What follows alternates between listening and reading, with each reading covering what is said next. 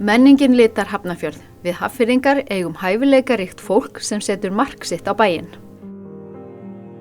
Með því að velja bæjarlistamann sjónum beint að þeim sem litar líf okkar með list. Já, við minnum okkur á að listin hluti að daglegu líf okkar. Bæjarlistamaður Hafnarfjarðar 2026 leirlistamaðurinn Bjarni Viðar Sigurðsson. Bjarni hefur skapað sér fastan sess í íslenskri leirlist, ferill hans spannar áratugi, munir hans hafa vakið athygli víða heim. Við erum heppin að Bjarni hefur búið sér fallegt líf hér í firðinum fagra. Bjarni, þetta haffiskveðja til þín.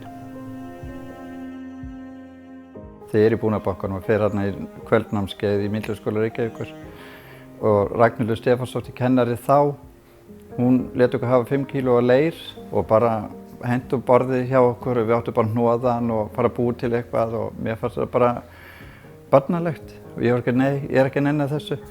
Þannig svo byrjaði bara að hnoða og allir voru að hnoða og svo hélt ég bara áfram að hnoða og fólk byrjaði að berja þetta til og bara búa til eitthvað. Ég hnoðaði bara.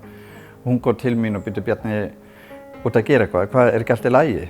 Ég var bara farinn, sko, það bara brosti, gekk frá leirnum og labbaði út og var bara tilbúin í, já, nú, ég ætla að vera keramikist. Það var bara ákveðin, bara þarna.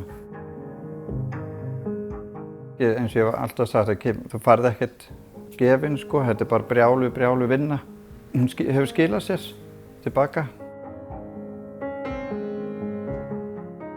En nei, ég bjóst ekki við að ná að vera bara með viðskipti í Bandaríkjunum og Danmörku. Ég vissi svo sem alveg í Danmörku væri, þar voru þetta með bjó úti. Þá skapaði mér sér kontakta og svona.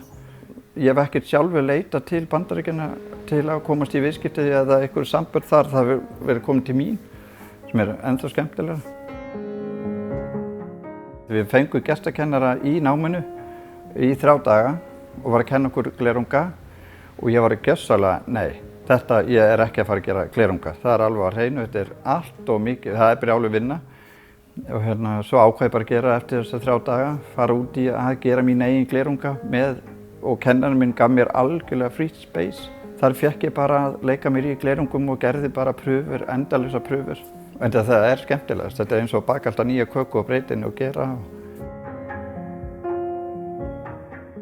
Ég lít á mig sem listamann, þrátt fyrir að ég sé að framleiða mikið magn af vörum bara til eins og bara bollarnir, ákveðin típa bollum er kannski framleitt 1000 stykki, en þú færð enga 2 eins. Uppáhaldsstaðurinn í Hafnarfirði, ég myndi nú kannski segja Hellisheiði, það eru örugglega hjá mörgum. Bara fyrir mig samt að ganga bara frá okkar heimil niður að sjónum og labba bara meðfram sjónum og höfninni og allstað þar, finnst það var eitthvað svo gott að vera tengdur sjónum.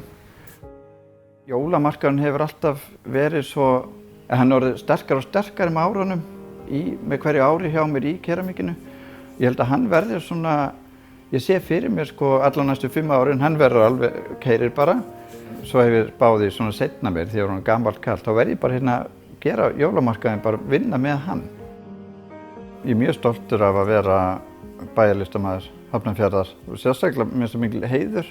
Mér finnst bara yndislegt að vera séður í samfélaginu hérna. Takk Guð að hafa bara komið hingað því þetta er bara besta bæjarstæði á höfuðborgarsvæðinu. Við erum ekki að fara héðan sko í framtíðinni.